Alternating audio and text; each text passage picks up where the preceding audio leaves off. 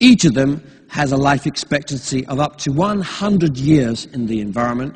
They need no battery or power source externally because they are powered by the electromagnetic radiation in the air that we breathe.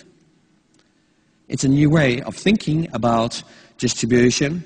It means absolute consistency every time. It means total knowledge, up to 70% reduction in theft losses. Look at these kind of metrics. They are incredible. 40% increase in warehouse efficiencies. That's quite typical of my clients who have used this in the last 18 to 24 months.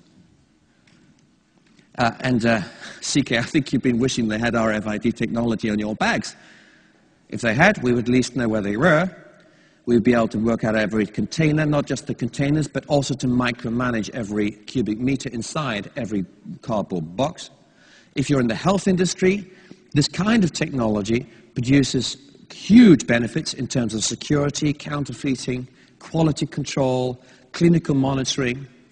We can go one stage further if you like. We can put them inside the brain.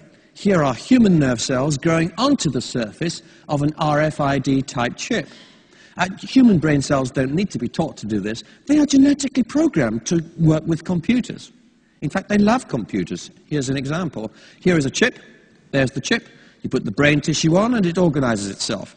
The brain cells work their way in and they start communicating with each other and with the brain of the PC. So it means we can have thinking computers. I sat next to a friend of mine at dinner the other day. Actually, it was the first time I'd met him that night. As he picked up his fork and he went with his arm. Then his hand went round. He spun his hand round twice, 3 times, 4 times, and then spun it back again.